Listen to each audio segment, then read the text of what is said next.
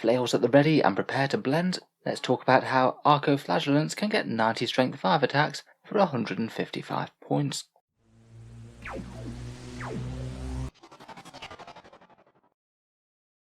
Hello and welcome back to Auspex Tactics, the strategy focused 40k channel, where today I wanted to talk about one of the most improved units in the Sisters of Battle Codex, the most bizarre and disturbing Arco Flagellants. In the video we'll talk over their datasheet, their fairly limited though very high power buffs, how they can quite easily get such a crazy damage output, and a few further thoughts regarding their competitors. These guys are part of the Sisters of Battle army, and are rather unpleasant creations by the Adeptus Ministorum. Basically these guys are hopeless penitents and criminals, condemned to the capital punishment of arco-flagellation, their very bodies mutilated and transfigured into weapons of extreme destruction, their hands typically replaced with great flails with which to strike the enemy, and they lay dormant in stasis until they're awakened, pumped full of stimulants and narcotics, and unleashed into battle to destroy the foes of the Emperor. A pretty horrific fate there. They do have a fairly new plastic kit from Games Workshop. They came out alongside the first Sisters of Battle release, and you can find a discount link to them down below in the video description from Element Games, which is an affiliate link that does help support the channel. I believe they normally cost £30 from Games Workshop, or £25.50 after the discount. In game, here we have the stat line of these Arco Flagellants. They're 13 points per model, and an elite's choice within the Adeptus Auroritas Codex. Their squad size is really quite free, between 3 and 10 models, though typically I'd be wanting to take larger units of them, just because you sort of need a bit of critical mass within a melee unit to actually make it worthwhile. If you just have a few, I feel like the chance is more that you'll just charge into something, not quite kill it, and then maybe get slapped back hard in return.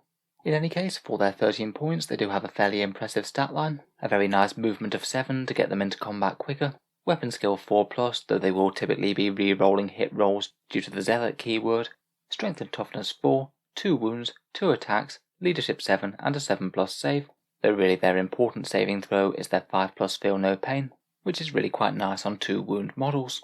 Overall, I think their stats are at least fairly beefy for 13 points, and for keywords, their infantry with the core keyword, their Cult Imperialis Battle Conclave units, and their Adeptus Ministorum, not Adeptus Auroritas, which does prevent them from getting any buffs or synergies with quite a lot of the characters in the codex. With their weapons they attack with Arco Flails, Strength +1, AP -1 and Damage 1 weapons, and the Arco Flails allow you to make 2 hit rolls for every attack with them, so they're typically going to be striking with 4 Strength 5 attacks and hitting with 3 of them. It's not really too bad, but it can be made significantly better very easily. The only upgrade on the unit are their Endurant implants. One model can take a 5-point upgrade that allows him to get 3 attacks base, so 6 attacks after the Arco Flails, and Strength 6 rather than Strength 5. I think it's fairly reasonable for the points, a little bit more hitting power, though no big deal if you choose to leave it off. Finally, for their special rules, they can be quite easy to include in game. If you have a preacher or a missionary in the detachment, then they won't take up a slot. And also, as they're basically berserk killer machine servitors, they can't perform any actions, so it does mean that they're a bit more limited and can't do certain things like retrieving data. Overall, they're a fairly bloodthirsty anti-infantry melee unit, that are maybe a little bit harder to remove compared with, say, Sisters Repentia. Arco Flagellants really begin to shine though when you put a few buffs on them. Most of the character options and things are locked to the Sororitas unit keyword, but some of the remaining ones that they do have access to are absolutely great. For character support, perhaps the easiest and most obvious one is a Preacher with Warhammer.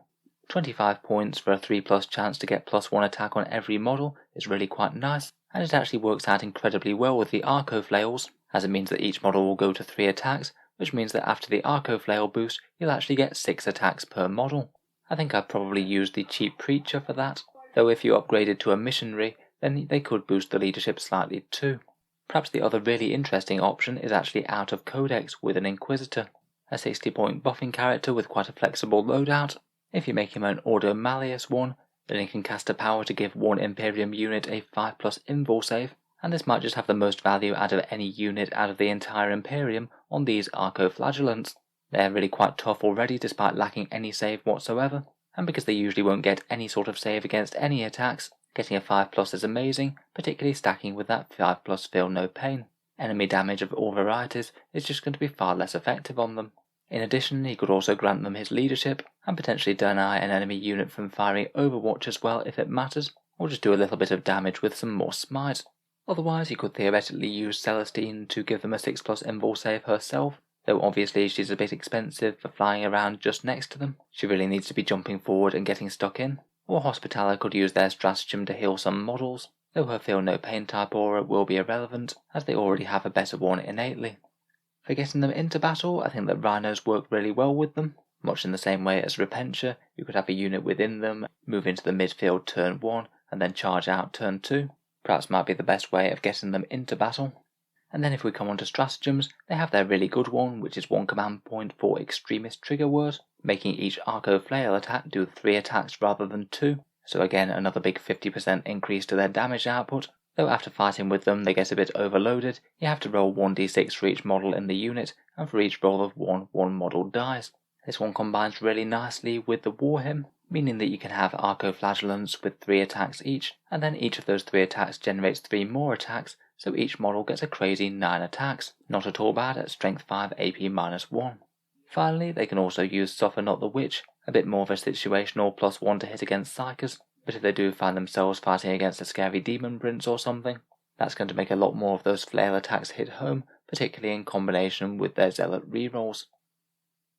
Putting those buffs together for a bit of damage output, I've tried to put it in a bit more of a real game example. Of course you could have 10 of these guys with a priest next to them for 155 points, and that would give you 90 or 93 attacks for a very low cost indeed. However, I think that usually you are going to want to deliver them out of a Rhino, which might mean that you want to sacrifice 1 model in the unit for a unit of 9, load in a Preacher next to them, maybe even give him the Zealot's Vindictor as well, that very nice combat boost and flamer weapon. Sorry, I know I've written Missionary on the slide, I do mean the Preacher, the cheap 25 point elites one. Then you can spend 1 command point to automatically pass that War Hymn after disembarking, and 1 command point to use that Extremist Trigger Word. In total, on the charge, your Arco Flagellants will get 84 attacks, with Zealot usually landing 63 hits at strength 5, AP -1 and damage 1. It's pretty insane for a unit that's less than 120 points, albeit with a bit of support. Of course this absolutely destroys light infantry, 35 dead guardsmen, and the new orcs in particular won't be a fan as it kills around 31 of them. Even against thicker armour though, they're still not terrible. You'd average 10 dead Space Marine intercessors, 5 dead Gravis Marines, and 11 wounds to a toughness 7 or 8 vehicle. And one of the nicest things I think that with all these damage 1 attacks coming out, it means they won't care about any sort of mechanics like -1 damage, so not too bad if you're playing Death Guard or fighting with Marine Dreadnoughts or something. Potentially, if you could also have an Inquisitor nearby, maybe jumping out of another Rhino alongside other squads, and he managed to cast that 5+ invul save on them, then you'd have 18 wounds worth of Arco Flagellant with a 5+ invul and 5+ Feel No Pain. Even just standing out in the open, they're going to take a crazy amount of firepower to gun down. Again, just 120 points worth of models will take 120 bolt rifle shots to gun down, or around about 50 autocannon shots, at 5+ Feel No Pain being really good at negating damage to weapons. Overall, having a unit with decent melee threat, loads of damage and decent toughness seems like a bit of a win in my books. So overall, I do feel like the Rhino might be the best option for getting them there. It just seems a little bit safer than foot slogging, though I guess you could take a unit or 2 of them and hide out of sight in cover, maybe being a bit more of a counter-charge threat as opposed to being one that actually goes out hunting down the enemy. If they aren't having an invul, they're not quite as tough to be honest, and will be a pretty prime target for enemy light infantry weapons. I think their main competitors are going to be Repentia and Sacrosanct within the Rhinos, and perhaps Zephyrim as well, as another source of loads of damage 1 attacks. If we are wanting Sororitas and Rhinos, Repentia are a bit better. Repentia do tend to be a bit better against any heavies or enemy elites. They won't blend hordes quite as well, but having quite so generalist damage output is a real boon in their favour. With Bloody Rose and their stratagem, plus a Repentia Superior nearby, there's going to be very few targets in the game that they just won't outright delete. I'd say the main issue with Repentia is that they're just so fragile to enemy return fire. They're very likely to get out, kill whatever they charge, and then just die, whereas at least the Arco Flagellants will take a fair bit of gunning down in return. Maybe the Arco Flagellants might be competing a bit more with those new Celestian Sacrosancts. They are melee sisters with a decent amount of durability. It's kind of interesting to compare the 2 units, as of course the Sacrosancts only have 1 wound but are less tough and have far better saves, and the Flagellants have 2 wounds, toughness 4, and rely on their Feel No Pain instead of any save at all. Overall though, I think that the Arco Flagellants look like a highly competitive unit for the Sisters of Battle. and for a rhino threat I think you could certainly do worse. One unit with a priest and making good use of their stratagem is just some ridiculously efficient anti-infantry melee for the points. So let me know your thoughts on these guys, particularly if you've had any experience playing with or against them. It's been interesting taking a look at just how brutal they've become. If you've enjoyed the video, then feel free to subscribe to Auspex Tactics, where I'll certainly aim to keep a fair few Systems of Battle videos coming. It's going to be interesting to talk through some of the other options in the codex.